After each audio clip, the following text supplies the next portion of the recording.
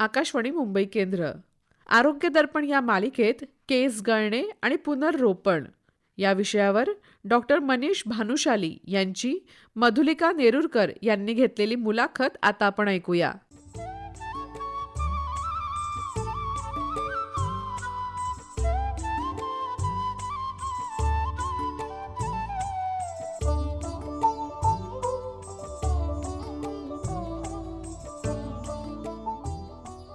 नमस्कार श्रोते हो, आरोग्य दर्पणमध्ये आपल्या सगळ्यांचं मनापासून स्वागत. सुंदर आणि चांगले केस सर्वांनाच आवडतात. आपल्या व्यक्तिमत्वात ते महत्त्वाची भूमिका बजावतात. कुरळे केस, लांब सडक केस, काळे भोर केस अशी अनेक विशेषणं या केसांशी जोडली गेलेली आहेत. कधीतरी अचानक केस विंचरताना लक्षात येतं की केस खूपच गळू लागलेत किंवा अचानक पांढरे दिसू लागलेत. मग काय करावं सुचत नाही. केस पूर्वीसारखेच निरोगी राहावे यासाठी काय करता येईल बरं? आज आपण त्याच विषयी जाणून घेणार आहोत डॉक्टर मनीष भानुशाली यांच्याकडून. आजचा आपला विषय आहे केस गळणे आणि पुनर्रोपण. नमस्कार डॉक्टर, आमच्या कार्यक्रमात आपलं मनापासून स्वागत आहे. नमस्ते मधु. डॉक्टर गेली 16 वर्ष म्हणजे साधारणपणे 2009 पासून प्रॅक्टिस करतायत. मुळात ते दंत शल्य चिकित्सक आहेत. त्यानंतर त्यांनी MS डिग्री घेतली आहे. तसंच फेशियल ॲस्थेटिक, कॉस्मेटॉलॉजी आणि क्लिनिकल ट्रायकॉलॉजी या विषयामध्ये पदविका त्यांनी संपादन केली आहे. ट्रायकॉलॉजी अर्थातच केसांशी निगडीत असं हे शास्त्र आहे आणि अगदी सगळ्यांच्या जिव्हाळ्याचा किंवा अगदी जवळचा विषय मी म्हणेन की केस गळायला सुरुवात होते आणि मग सुचत नाही. एक असा भुंगा डोक्यामध्ये फिरायला लागतो. का बरं हे केस गळायला लागतात? काय काय कारणं आहेत त्यामागची? नक्कीच मधु. आता आपल्याला सर्वात अगोदर जेव्हा आपण केस गळती ही बघत जातो तेव्हा आपल्या निर्देशांक येतं की आपण जे तुटणारे केस जे डोळ्यांनी बघत असतो तेच आपण गळती म्हणून विचारात येतो. पण गळती ही नैसर्गिक सुद्धा असते. म्हणजेच केस हे नैसर्गिकपणे सुद्धा गळत असतात. एक गोष्ट विचारात घे, जर जुने केस गळले नाहीत तर नवीन केसांसाठी जागा बनत नाही आणि नवीन केस येऊ शकत नाहीत. ह्यालाच आपण जे म्हणतो ते म्हणतो फिजिओलॉजिकल हेअर लॉस किंवा नैसर्गिक किंवा शारीरिक होणारा हेअर लॉस. ह्याच्यामध्ये आपण जे हेअर लॉस किंवा केस गळती जी विचारात आणतो त्याचं मेन उद्देशांक असतं की केस गळणे आणि नवीन केस बाहेर येणे. ह्याच्यामध्ये जो वेळ लागणारा असतो तो वेळ डिसाइड करतो की हेअर लॉस आहे की नाही किंवा केस गळती आहे की नाही. समजा आपले केस जर लवकर गळले पण त्याच जागेवरती नवीन येणारा केस जर त्याच वेळेमध्ये परत आला तर त्याला आपण केस गळती म्हणत नाही. जेव्हा केस गळला किंवा निघून आला आणि तो परत येण्यासाठी जो लागणारा वेळ खूप जास्त आहे आणि त्याच्यामधून जर केस रोपण परत होत नाही त्याला आपण हेअर लॉस म्हणून म्हणतो. आपण विचार एक करत असतो की चला आपण आज सकाळी आंघोळीला गेलो आहे, आपण हेअर वॉश घेतलेला आहे किंवा हेअर वॉश नंतर आपण कोमिंग केलेलं आहे किंवा केस विंचरले आहेत, तेव्हा जे आपल्याला दिसणारे जे केस असतात, जे आपल्या कंगव्यात केस येतात किंवा जे गळलेले केस असतात, ती केस गळते. पण ती केस गळती नैसर्गिक सुद्धा असू शकते. कारण की ती जर नैसर्गिकपणे जर ते केस गळले नाहीत तर त्या जागेवरती नवीन केसांसाठी जागा सुद्धा उरत नाही. तर ती एक गोष्ट निर्देशांकात घेण्याच्या बाबतीची आहे. दुसरी गोष्ट, जर हा वेळ जर विलंबित होत आहे तर त्याला आपण हेअर लॉस म्हणतो. आता हे नाही आपण बघू शकत की प्रत्येक जण जेव्हा आपले केस गळती बघतो तेव्हा प्रत्येक तो केसाचा छडा आपण आपल्या डोळ्यांनी निर्देशांक बघतो. पण जर ते केस आपण जर नीट बघितले तर त्याच्यामध्ये आपल्याला 3 स्वरूपाचे केस दिसतील. एक, जे तुटलेले आहेत, म्हणजे तो केसाचा छडा जो आहे तो मधून तुटला आहे. दुसरी गोष्ट, जेव्हा तो निघालेला आहे तेव्हा त्याच्या एकदम मुळापाशी एक छोटासा काळा कलरचा एक बल्ब असतो, म्हणजे एक फुगीरदार भाग असतो जो केसांच्या छड्याच्या खाली असतो. आणि तिसरी गोष्ट असते की जेव्हा त्या केसांच्या छड्याच्या एकदम एंडला एक व्हाईट कलरचा छडा येतो, जो आपल्या केसांच्या जे स्कॅल्प मधून जो येणारा केसाचा छडा असतो, मी त्याची गोष्ट बोलत आहे. त्याचे साधारणपणे किती लेयर्स आहेत आणि तुम्ही म्हणताय त्याच्याशी कसं ते जोडलं गेलेलं आहे? तेच सांगतो तुला. आता एक आपण जो केसाचा छडा बघतो त्या एका केसाच्या छड्यामध्ये जवळजवळ 8 लेयर्स असतात. आपण तो बघतो एक छडा, पण एका छड्यामागे असणारे ते 8 लेयर्स असतात. त्याच्यामध्ये 5 लेयर्स जे असतात ते आपल्या केसांच्या चमडीमध्ये म्हणजे टाळूमध्ये असतात आणि उरलेला जो केस आपल्याला दिसतो त्याच्यामध्ये उर्वरित 3 लेयर्स असतात. नेमली उदाहरणार्थ सुरुवातीची जी छडा असतो फॉलिकल मधून जो चालू होतो त्याला आपण म्हणतो डर्मल शीथ. त्याच्या आतमधली जागा होते डर्मल पॅपिला. त्याच्या आतमध्ये होतं इनर रूट शीथ म्हणजे आतमधली ठेवण. आउटर रूट शीथ जी केसांना त्या फॉलिकल बरोबर जोडून ठेवते, एक सिमेंटचं काम करते. त्याच्या आतमध्ये नंतर येतं क्युटिकल आणि क्युटिकल लेअर जे केसांच्या छड्याच्या वरची प्रोटेक्टिव्ह कव्हरिंग असते. त्याच्यानंतर मधलं भाग येतं त्याला म्हणतो आपण कॉर्टेक्स आणि केसांच्या छड्यातला सर्वात मूळ आतमधला भाग म्हणजे त्याला म्हणतो आपण मेड्युला. हे अशा 8 लेयर्स जे असतात ते आपल्या फॉलिकल आणि केसाच्या शाफ्ट मध्ये हे गरजेचे असतात. आता तू जे विचारलं मला की हे स्प्लिट एंड्स आहेत, ते केसाच्या एकदम बाह्य बाजूचे आहेत जिथे मेड्युला जी आतमधली सर्वात आतला लेअर आहे तो संपतो आणि वरचे जे कॉर्टेक्स आणि क्युटिकल लेअर जी असते ती वाढत असते. आणि ती वाढत असताना त्याच्यामध्ये न्यूट्रिशन किंवा बरोबर त्याच्यामध्ये ताकद किंवा व्हॉल्यूम हे नसणार, तेव्हा त्याच्यामध्ये एक कट निर्माण होतो आणि त्याच्यामुळे ते स्प्लिट एंड्स निर्माण होतात. त्याचाच दुसरी बाजू जी एकदम मुळाच्या आतमधली बाजू असते, जसं मी म्हटलं, एक तर तुम्हाला काही दिसणार नाही म्हणून तो मधून तुटलेला आहे. जर एक छोटासा काळासा बल्ब जर तुम्हाला दिसला म्हणजेच तो केस नैसर्गिकपणे बाहेर पडलेला आहे. त्याला आपण म्हणतो एक्सोजन फेज किंवा बाह्य स्वरूपाचा टप्पा. तो नैसर्गिकपणे बाहेर आलेला आहे. पण जेव्हा तुम्हाला एक सफेद छडा बाहेर दिसणार म्हणजेच जे आता मी ORS म्हटलो, जे केसाचं सिमेंट असतं जे आपल्या केसाच्या छड्याला फॉलिकलशी जोडून ठेवतं, तो वीक आहे. त्याच्या आतमधलं न्यूट्रिशन वीक आहे आणि तो अख्खाच्या अख्खा डेव्हलपिंग छडा जो आहे तो बाहेर निघून आला. जर हे एंड पॉइंट मध्ये किंवा दुसऱ्या छड्यामध्ये जर तुम्हाला व्हाईट पदार्थ किंवा व्हाईट बल्ब जर जास्त दिसत असेल त्याचा अर्थ असा की तुम्ही हेअर लॉस मध्ये जात आहात. पण हे सामान्य लोकांनी ओळखावं कसं? म्हणजे एक सर्टन एज पर्यंत आपले केस गळत नाहीत पण ते अचानक खूप गळतात, म्हणजे एक्झर्शन असेल किंवा इतरही काही कारण असते. मी थोडस तुझ्या विरुद्ध जाईन. आताच्या ह्याच्यामध्ये जे आम्ही प्रॅक्टिस मध्ये बघतो आहे, केस गळती ही खूप सामान्य पद्धतीने वाढत चाललेली आहे. सुरुवातीला आपण बघायचो की जसं आपलं वय वाढत आहे, आपण 45-50 जशी आपण क्रॉस करतो तसे आपले केस थोडेसे वेळ होत जातात. पण आता तुला खरं नाही वाटणार, पण 20 वर्ष 25 वर्ष 30 वर्षाचे महिला किंवा पुरुष हे पण केस गळतीचे तज्ञ होतात. ह्यांना सुद्धा केस गळती लागते, ह्यांना सुद्धा बाल्डनेस किंवा टक्कलपण हे जाणवत असतं.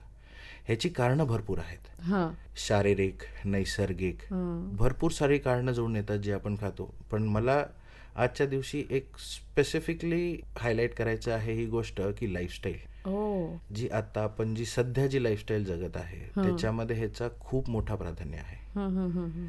आपल्या आजी आजोबा होतेच सगळ्यांचेच, कधी त्यांना रात्री 11च्या नंतर जागं पाहिलंय? कधीच नाही. पण आज आपला दिवस 10:30 वाजता सुरू होतो रात्री, जेव्हा आपण ऑफिस वर्क करतो, घरी जातो, घरची फॅमिली असते, नंतर 10-10:30 नंतर आपण आपल्या जागेवरती बसलो आणि आपले थोडं रिलॅक्सिंग दिनचर्या चालू करतो. झोपता करता नियमितपणे आपल्याला 11:30-12 होतात. तोपर्यंत शरीर ऑलरेडी झोपलेलं आहे, शरीराच्या सगळ्या गोष्टी बंद झालेल्या आहेत. पण ते तुम्ही चालू ठेवत असता, तुमची दिनक्रमया चालू आहे म्हणून त्या गोष्टी चालू आहेत. मी खूप मागे नाही जात आहे, पण असं बोलण्यात येतं की आपलं शरीर हे आपल्या जमिनीशी आणि तसंच आपल्या सूर्याशी जाम जोडलेलं आहे. जसे सूर्य उगवतो तसा आपला दिवस सुरू झाला पाहिजे आणि जसा मावळतो तसा बंदही झाला पाहिजे. पण आपल्या सगळ्याला ह्या गोष्टी नाही. आज आपलं आयुष्य एवढं फास्ट झालेलं आहे, सकाळी उठायचं आहे, घराची कामं करायची आहेत, एस्पेशली फिमेल्स, जॉब पण करायचं आहे, संध्याकाळी आहेत, मुलं बाळ पण आहेत, त्यांची काळजी करायची आहे, इनलॉज आहेत, आई वडील आहेत, सगळ्यांचीच काळजी घ्यायची आहे. मग माझा वेळ कधी तर रात्रीचा वेळ. म्हणून लाईफस्टाईल ही एक गोष्ट आहे ती भरपूर इम्पॉर्टंट क्रिएट करते. आपण ह्याच्यावरती नक्कीच बोलूया. पण जे आपण केस जे म्हणतो आहे गळती, हे सर्वसाधारण माणसांनी ओळखायचे कसे? जास्त काही नाही, आम्ही त्याला म्हणतो एक सिंपल पुल टेस्ट. आता ही पुल टेस्ट म्हणजे काय आहे? जेव्हा तुमचे केस सुकलेले असतात तेव्हा फक्त हाताची 5 बोटं आतमध्ये घ्यायची आणि त्याला प्रेस करून ओढायचं हा. आणि मग ते सुरळीत बाहेर काढायचे आणि मग बघा हातावरती किती केस येत आहेत. ह्याला म्हणतो आपण हेअर पुल टेस्ट. आणि हे जे तुमच्या हातावरती जे गळतीली केसांचे छडे आलेले आहेत, मग त्याला निरखून थोडंसं बघा की ते तुटून आलेले आहेत, की त्याच्या खाली एक ब्लॅक बल्ब सारखा आहे किंवा त्याच्या खाली एक व्हाईट बल्ब आहे. जर तुटलेला आहे म्हणजे डेफिनेटली तुमचा व्हॉल्यूम लॉस आहे. आता ह्याच्यामध्ये पण खूप साऱ्या डिस्क्रिपन्सीज आहेत. डिस्क्रिपन्सी म्हणजे वादविवाद आहेत की व्हॉल्यूम लॉस काय आहे, डेन्सिटी लॉस काय आहे, हे सगळ्या गोष्टी आहेत. जेव्हा व्हॉल्यूम म्हणजे तुमच्या छडाच्या असलेला थिकनेस म्हणजे जाडी, त्याला म्हणतो आपण हेअर व्हॉल्यूम. पण नैसर्गिकता जे फॉलिकल किंवा जे केसांचं मूळ असतं त्याच्यामधून भरपूर वेळा एक छडा बाहेर येतो, त्याला आपण सिंगलेट म्हणतो. 2 छडे बाहेर येतात, त्याला आपण डबलेट म्हणतो. 3 छडे बाहेर येतात, त्याला आपण ट्रिपलेट्स म्हणतो. हे सिंगलेट, डबलेट, ट्रिपलेट्स जे आहेत, जेवढे जास्त केसांचे छडे एका केसाच्या मुळूंमधून बाहेर येत आहेत त्याला आपण म्हणतो डेन्सिटी. तर व्हॉल्यूम वेगळा असतो, डेन्सिटी वेगळी आहे. जर तुमचे 3 छड्यापासून तो एका छड्यापर्यंत येतो म्हणजे तुमची लॉस ऑफ डेन्सिटी होते, म्हणजे केसांची डेन्सिटी कमी होती आहे. इन शॉर्ट, केसांच्या छड्याचा नंबर कमी होतो आहे. That is loss in density. पण जेव्हा तुमच्या केसांची जी रुंदी आहे किंवा थिकनेस आहे तो जेव्हा कमी होतो त्याला आपण म्हणतो लॉस ऑफ व्हॉल्यूम. जेव्हा लॉस ऑफ व्हॉल्यूम होणार म्हणजे डेफिनेटली त्याच्यामध्ये ताकद कमी असणार. आता उदाहरणार्थ आपण जर शिवण्याचा धागा घेतला आणि जर आपल्याला एक बैलाला बांधण्याचा दाबण घेतला, तो आपल्या हातून तुटणार का? नाही, नक्कीच. पण जो आपला शिवण्याचा धागा आहे तो आपण हाताने तोडू शकतो का? कारण की त्याची रुंदी किंवा थिकनेस कमी आहे.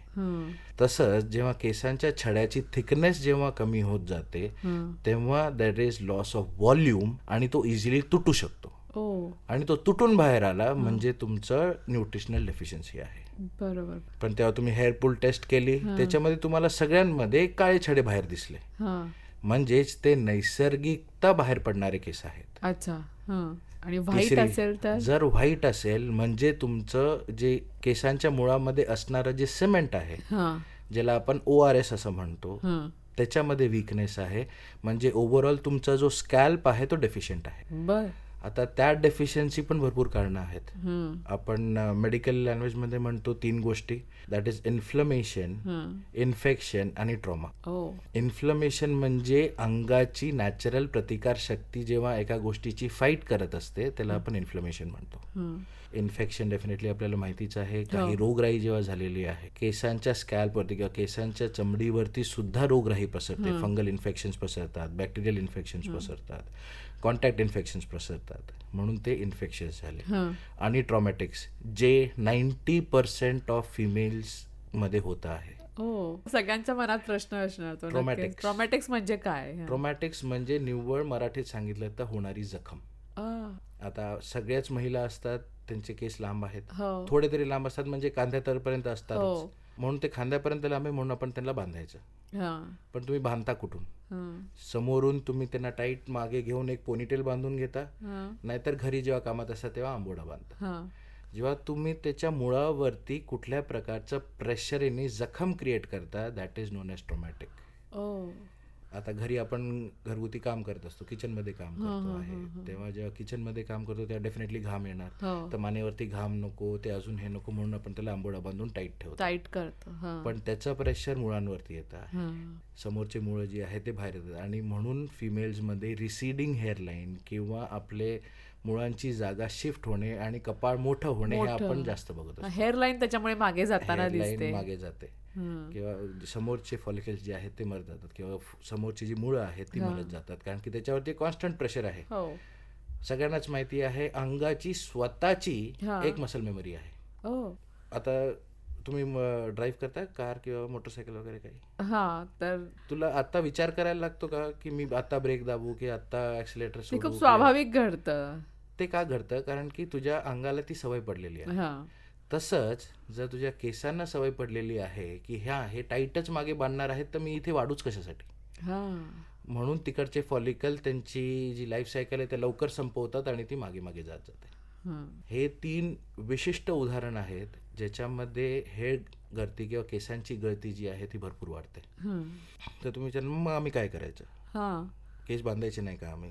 डेफिनेटली बांधणं गरजेचं आहे. कारण की जेव्हा तुम्ही बाहेर ट्रॅव्हल करता आहेत किंवा एका ठिकाणी दुसऱ्या ठिकाणी जात आहात, तेव्हा बाहेर दुर्गंधी आहे किंवा पोल्युशन आहे, डस्ट आहे, ह्या सगळ्यांनी सुद्धा तुमच्या केसांचे पोर जे असतात ते बंद होणार.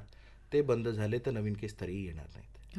बांधणं गरजेचं आहे, पण किती वेळ?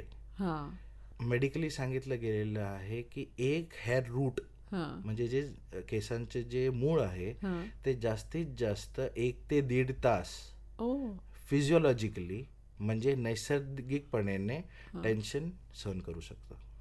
म्हणजेच हा काय झाला, 1 ते 1.5 तास जी कालावधी आहे त्याच्यामध्ये तुम्ही तुमचे केस बांधून ठेवा. ते झाले की थोडेसे मोकळे करा, थोडंसं त्याला रिलॅक्स करा आणि त्याच्यानंतर मग ते परत पायतं बांधून ठेवा. सारखं त्याला एक बदल देत राहणं खूप गरजेचं आहे. दुसरी एक गोष्ट एस्पेशली आपण फिमेल्स मध्ये जास्त बघतो, महिलांमध्ये जास्त बघतो की त्यांचा भांग एकच साईडला असतो. ते भांग एकच स्टाईलला ठेवतात. मग तो जो भांग जो आहे तो कायम स्वरूपाने तो भांग तिथेच बनलेला असतो. कारण की तिथे सुद्धाही केस गळती होते आणि तिथून ते केस निघून जातात.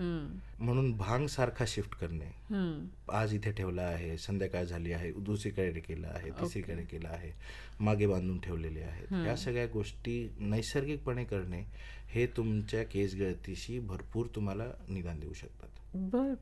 ह्या खूप नॉर्मल गोष्टी, साध्या गोष्टी करू शकतो, पण हे आपण करू शकतो. बरोबर. पण जर इन्फेक्शन आहे ते तुम्हाला बघायला लागणार आहे. खरंय. म्हणून डोळ्या स्वरूपाने बघणार तर तुम्ही आपण डोळ्यांनी तर बघू शकत नाही. म्हणून एक तंत्रज्ञानाकडे जेव्हा त्यांच्याकडे एक डर्मास्कोप म्हणून एक मशीन असते, नथिंग बट एक मॅग्निफिकेशन कॅमेरा असतो. जेव्हा तो मॅग्निफिकेशन कॅमेरा आपण ठेवतो तेव्हा जाऊन आपण ते नीट बघू शकतो आणि मग त्याच्यावरती काहीतरी निदान करू शकतो. हा ताई नमस्कार, मी विजयकुमार सावंत, बस्तवा तालुका शिरोळ, जिल्हा कोल्हापूर इथून. माझा प्रश्न असा आहे की माझा मुलगा 30 वयाचा आहे, त्याला चक्कर पडते आणि केस बी पांढरे झाले तो. अच्छा, मग कशामुळे होत असेल? माझ्या आहारामध्ये काय फरक करायला पाहिजे का काय? बरोबर आहे. आता सर्वात पहिले तुम्हाला एक गोष्ट लक्षात घ्यायची आहे की 30 वर्षामध्ये टक्कलपण आणि केस गळती जर होत आहे तर ह्याला एक प्राधान्य स्वरूपाने डॉक्टरांना दाखवून घेण्याची गरजेचं आहे की त्याला इन्फेक्शन आहे केसांमध्ये, काही फंगल इन्फेक्शन आहे ज्याला आपण डर्मॅटॉसिस असं म्हणतो, ते आहे का त्याला, किंवा नॅचरल त्याच्या अंगिक पदार्थाने किंवा नॅचरल हॉर्मोन फॅक्टरने त्याचा होत आहे.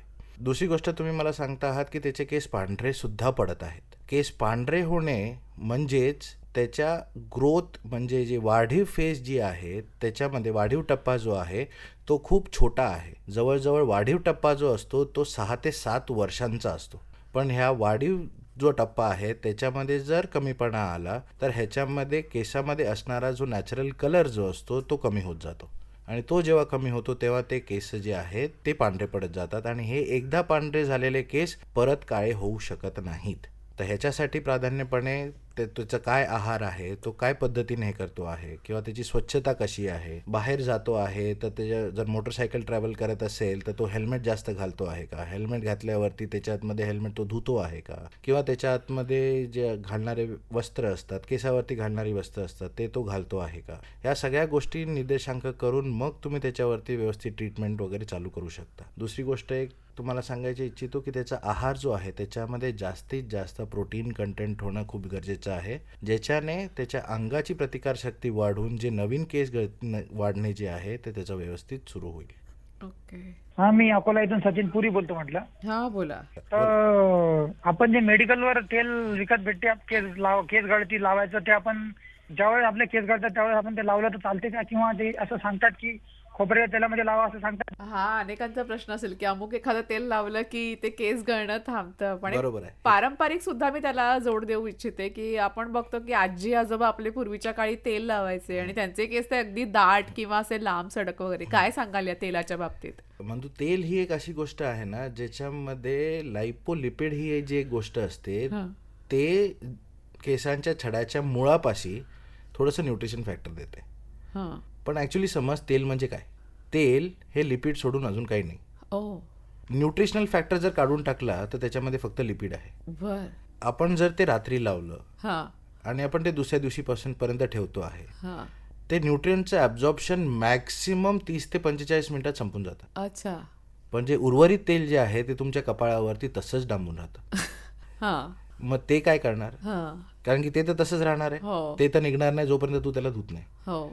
पण ते जेव्हा तिथे राहतं तेव्हा ते नवीन केस जी वाढता आहेत त्यांचं जे मार्ग बाहेर येण्याचा आहे ते तो बंद करून टाकतात. बर. ते जर बंद झालं तर तुमचे नवीन केस जी येणार आहे ती स्लो ग्रोथ होते. अच्छा. म्हणजे त्यांचा वाढीव टप्पा जो आहे तो अजून कमी होतो. हा.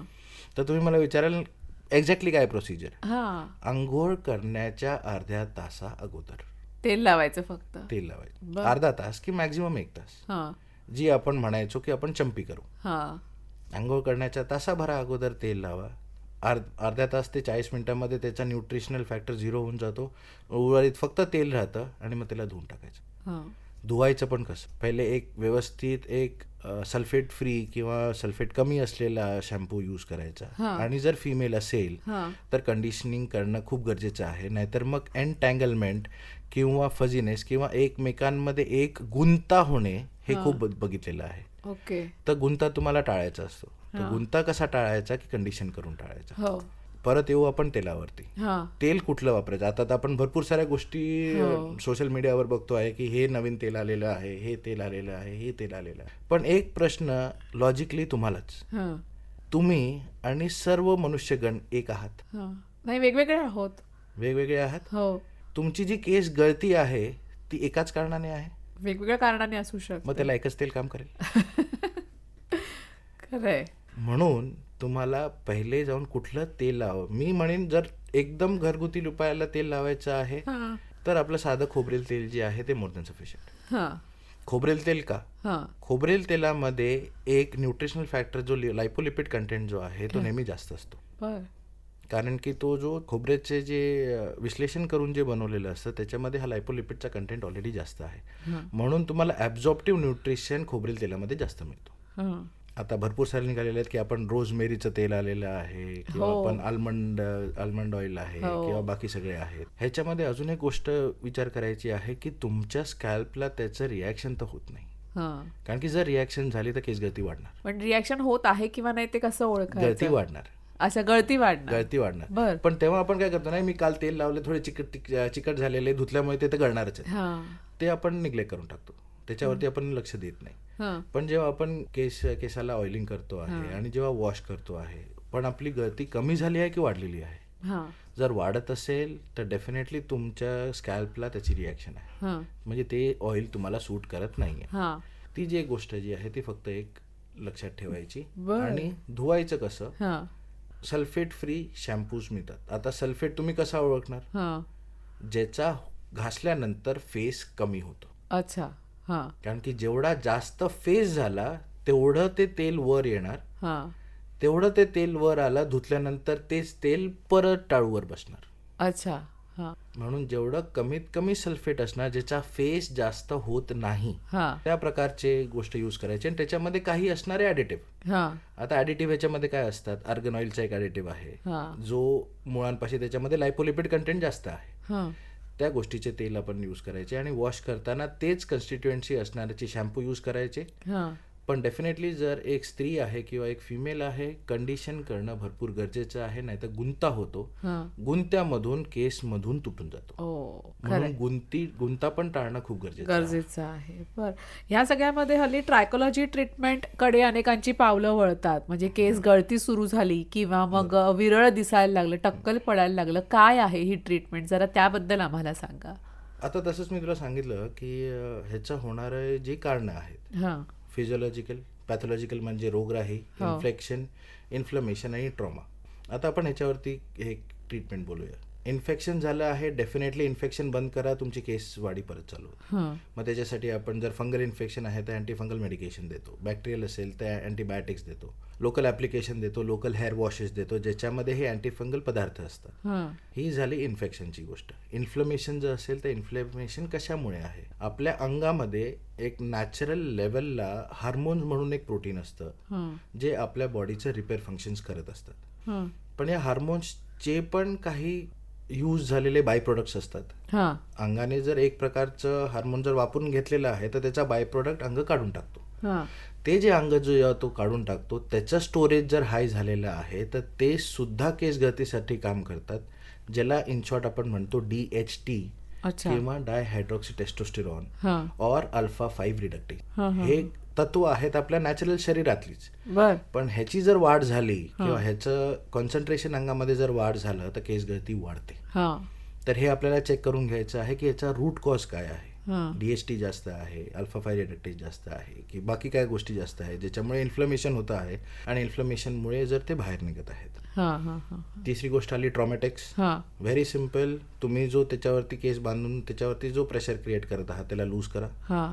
आणि मग त्याच्यावरती ती वाढी चालू होईल. हा. आता ह्याच्यामध्ये होणाऱ्या ट्रीटमेंट, आता ह्या गोष्टीमध्ये एक्झॅक्टली विकनेस कुठे आहे, हा. म्हणजे तो आला मुळापाशी. हो. पण मुळापाशी काय आहे, रक्तपुरवठा कमी झालेला आहे हा. किंवा आतमध्ये असलेली जीवाश्म जी आहे ज्याला आपण सेल्स म्हणतो त्याची डिव्हिजन किंवा बायफर्केशन कमी झालेलं आहे. हा. तर हे करून मग आपण त्याला एक ट्रीटमेंट सजेस्ट करतो. म्हणजे एक्झॅक्टली काय करतो, काही स्पेसिफिक पदार्थ आहेत हा. जे तुमचे रक्तवाहिन्या नवीन बनवतो हा. जागेवरती. त्या प्रोसेसला आपण मायक्रो निडलिंग म्हणू शकतो. हा. म्हणजे मी वरतून स्वतः एक जखम क्रिएट करतो, ती जखम जेव्हा स्वतःहून सुधारते तेव्हा तिथे रक्तपुरवठा वाढतो. रक्तपुरवठा वाढला मग ते जे केसांच्या छडाची जी केसांची मुळं जी आहेत हा. त्याच्यामध्ये न्यूट्रिशनल फॅक्टर वाढतो. न्यूट्रिशनल फॅक्टर वाढला की मग त्यांचं जे विभाजीकरण जे आहे ते वाढतात आणि मग केसवाढी चालू होते. अच्छा. ह्याच्यासाठी आपण काय तत्व यूज करतो, हा. माझ्या हिशोबाने मी जे माझ्या प्रॅक्टिसमध्ये आतापर्यंत यूज करत आलो आहे ते पेशंट्सचं असणारं स्वतःचे प्लेटलेट. ओ. आपण भरपूर वेळा ऐकलेलं आहे हो. प्लेटलेट्स आहेत. तर आम्ही त्याला म्हणतो PRP ट्रीटमेंट किंवा प्लेटलेट रिच प्लाझ्मा. हा.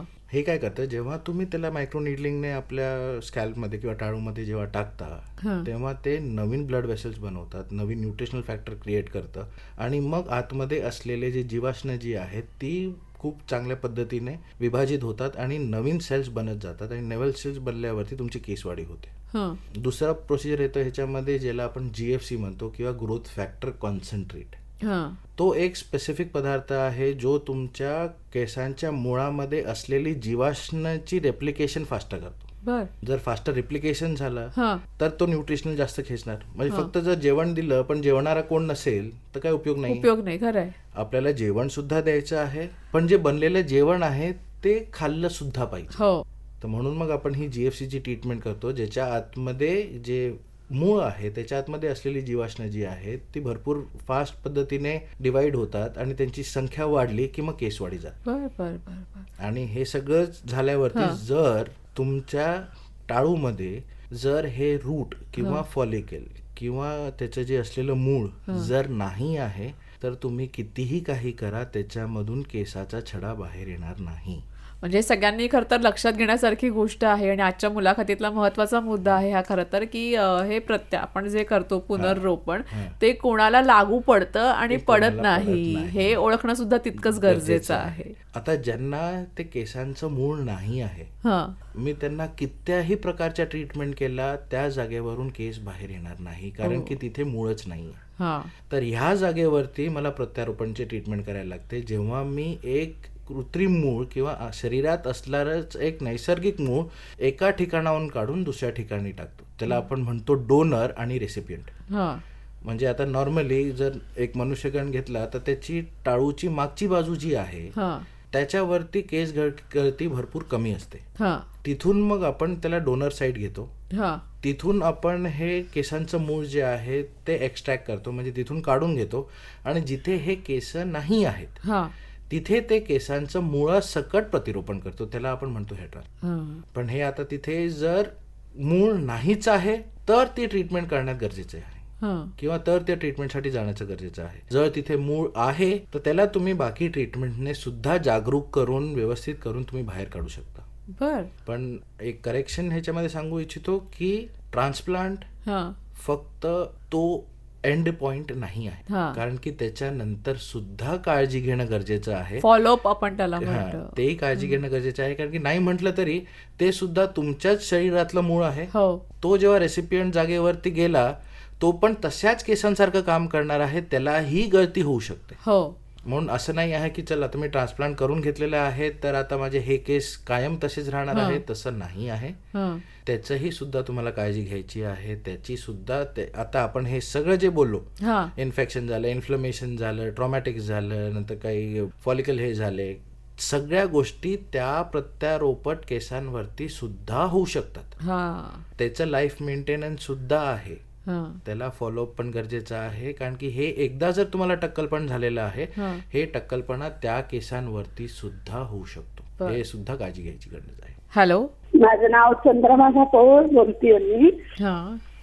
तर माझा प्रश्न असा आहे की केस गळतीसाठी म्हणजे आहार कसा असावा, ते मला हा संदेश द्यायचा आहे की केसांची काळजी घेतली ना तर खरंच म्हणजे खूप काळजी पण घेत नाही बरं का मी, पण सगळेजण मला असं म्हणतात की तुझे केस खूप सुंदर आहे. वा वा वा, खरंच खूप छान. चांगलीच गोष्ट आहार खूप महत्वाचा आहे. काय सांगाल, काय असावं आहारात? आहार आत्ताच्या क्षणाला भरपूर फक्त केसांसाठीच नाही पण शारीरिक पद्धतीने सुद्धा भरपूर साऱ्या गोष्टी इम्पॉर्टंट लेवलला क्रिएट करतात. सर्वात प्रथम जेवणात असणारं तेल कमी करा. अच्छा.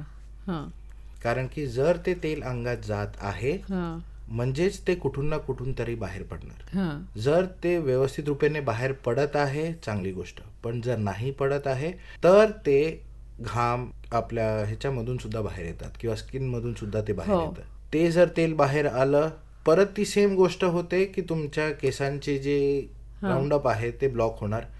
ते ब्लॉक झाले की परत नवीन येणारे जे केस आहेत ते बंद होतात. तर हे गोष्ट तेल खूप कमी करा. हिरव्या भाज्यांचं सेवन खूप जास्त करा. ओके. प्रोटीन कंटेंट हाय ठेवा. आता प्रोटीन कंटेंट आपल्याला कशामधून मिळतो, जे मांसाहारी किंवा व्हेजिटेरियन ह्याच्यामध्ये मी जात नाही, पण ज्याच्यामध्ये प्रोटीन कंटेंट वाढतो, आपले जे कडधान्य जी आहे ती जास्त खावा, डाळ जी आहे ती जास्त खावा. आणि मेन गोष्ट म्हणजे भरपूर जास्त लेट जेवू नका संध्याकाळचं. जेवढ्या वेळेत तुम्ही जेवू शकता तेवढ्या वेळ जेवा. कारण की त्याला डायजेशन प्रतिक्रिया सुद्धा, पचनक्रिया पूर्ण होऊन, ऍब्झॉर्प्शन फॅक्टर पूर्ण होऊन सुद्धा बाहेर निघणं गरजेचं आहे. आहारापायी सध्या एवढं केलं तरी हे भरपूर सफिशियंट आहे. नक्कीच नक्कीच. एकीकडे आपल्याला घड्याळ दाखवते, वेळ संपत येते. एक अगदी शेवटचा फोन घेऊया आपण. आता वयानुसार जे केस पांढरे होतात तर मेहंदी लावायला पाहिजे की कलर लावायला पाहिजे, जेणेकरून ते अजून जास्त पांढरे होऊ नये किंवा केसांना काही हानी पोहोचू नये? कोणता डाय किंवा कलर? थँक्यू सो मच, तुम्ही हा प्रश्न विचारला. मी सांगेन दोन्ही नका करू. कारण जेव्हा तुम्ही एक प्रकारचा कलर लावता आहे, जोपर्यंत ह्या केसाच्या छड्यावरचं क्युटिकल लेअर निघत नाही तोपर्यंत त्याच्यावरती कलर चढू शकत नाही. अच्छा. म्हणजे जेव्हा आपण कलर लावतो त्याच्यामध्ये असणारा जो अमोनिया असतो, तो अमोनिया केसांच्या छडाबरोबर रिॲक्ट करतो, त्याच्यावरचा क्युटिकल लेअर जो आहे तो जाळून टाकतो आणि मग त्याच्यावरती तो कलर बसतो. म्हणून डाईंग, कलरिंग जेवढं कमीत कमी कराल तेवढं कमीत कमी चांगलं, तेवढे तुमचे केसांचं व्हॉल्यूम व्यवस्थित राहील. तुम्ही आता सांगितलं डॉक्टर की ह्या सगळ्यासाठी पुन्हा त्याचं एक आपण म्हणतो फॉलोअप घेणं खूप गरजेचं आहे. तर ह्याच्यामध्ये कुठल्या कुठल्या गोष्टी येतात, थोडक्यात काय सांगाल? फॉलोअप मध्ये सर्वात पहिले येतं की तुमच्या गळतीमध्ये डिफरन्स किती आहे. तुम्ही पहिल्यांदा केलेली आहे, तुम्ही काही ट्रीटमेंट घेतली आणि त्याच्यानंतर ती मेंटेनन्स फेज वरती जाऊन किती हेअर लॉस मध्ये फरक आहे. हेअर गळती नॅचरल, जसे मी सांगितलं, नैसर्गिक गळती होणारच आहे. त्या गळतीमध्ये आणि तुमच्या नवीन केसांच्या वाढीमध्ये किती फरक आलेला आहे. दुसरी गोष्ट, इन्फेक्शन कंट्रोल जो झालेला आहे तो कितपत झालेला आहे, पूर्णपणे नष्ट झालेला आहे की थोडा फूट ट्रान्झिएंट लेवलला राहिलेला आहे की ते कंटिन्यू करणं, ट्रीटमेंट कंटिन्यू करण्याची गरज आहे. जेव्हा आपण हे ट्रीटमेंट्स वगैरे करतोय, समजा मायक्रो निडलिंग केले आहे, PRP केलंय, GFC केलं आहे, त्याच्याने तो तुम्हाला रिझल्ट आला, पण तो रिझल्ट सस्टेन लेवलला राहिला आहे की नाही ते फॉलोअप मध्ये बघणं गरजेचं आहे. तुम्ही ट्रान्सप्लांट केलेलं आहे, जर ट्रान्सप्लांट केलेलं आहे तर डेफिनेटली एक सांगायचं आहे तुम्हाला, ते पुनर्नवीन छडा वाढण्यासाठी लागणारा कालावधी 8 महिने ते 1 वर्ष असतो. तर ह्या पूर्ण टाइम पिरियड मध्ये किंवा कालावधीमध्ये ते नवीन प्रत्यारोपण केलेले जे केस आहेत त्याला बरोबर न्यूट्रिशन मिळत आहे, ते व्यवस्थित वाढत आहेत, ते काही स्प्लिट होत नाही आहेत किंवा ते जे ऑलरेडी तुम्ही ग्राफ्ट जे आतमध्ये टाकलेले आहेत ते निघून पडलेले नाहीत. ह्या सगळ्यांची गोष्ट निर्देशकता घेणं भरपूर गरजेचं आहे. नक्कीच नक्कीच. आणि आता जाण्याआधी तुम्ही टिप म्हणून सगळ्यांना काय सांगाल की अशी अशी काळजी नक्कीच घ्यायला हवी? स्वच्छता, केसांची स्वच्छता भरपूर ठेवा. नियमितपणे 1 दिवसाआड केस धुवा. कारण की त्याच्यामध्ये जो येणारा घाम आहे, घामामध्ये सॉल्ट असतं, त्याच्यामध्ये घाणपणा असतो किंवा तेलही असतं, ते तुमच्या फॉलिकलमध्ये राहणार. ते राहिलं तर ते गळती जास्त होणार. बर बर आहार, नियमितपणे चांगला आहार आणि वेळेत आहार हा खूप गरजेचा आहे. ओके. थर्ड, बाकीचे तुमच्या गोष्टी जे आहेत त्या खूप लाईफस्टाईल मॅनेजमेंट जी आहे ती खूप व्यवस्थित ठेवा. कारण की आपण निसर्ग बदलू नाही शकत आहे. बाहेर हीट खूप झालेली आहे, पोल्युशन भरपूर आहे, त्या गोष्टी आपल्या हाताच्या बाहेर आहेत. नक्कीच नक्कीच. पण ते काय करताना आपण काय करू शकतो हे आपल्याला करणं भरपूर गरजेचं आहे. निश्चितच. आणि तुम्ही इतक्या छान आता आम्हाला सगळ्यांना टिप्स दिल्यात आणि खूप महत्त्वपूर्ण अशा पद्धतीने तुम्ही सांगितलं की नेमकं काय करायला हवं आणि काय नको. डॉक्टर मनीष भानुशाली, आज आपण इथे आलात आणि खूप छान मार्गदर्शन आम्हा सगळ्या श्रोत्यांना केलं. त्याबद्दल आकाशवाणीतर्फे आणि समस्त श्रोत्यांतर्फे मी आपले आभार मानते. धन्यवाद. थँक्यू.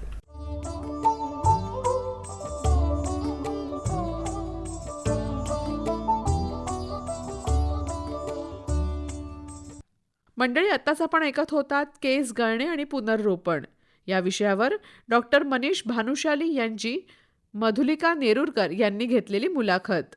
ही आकाशवाणीच्या मुंबई केंद्राची निर्मिती होती.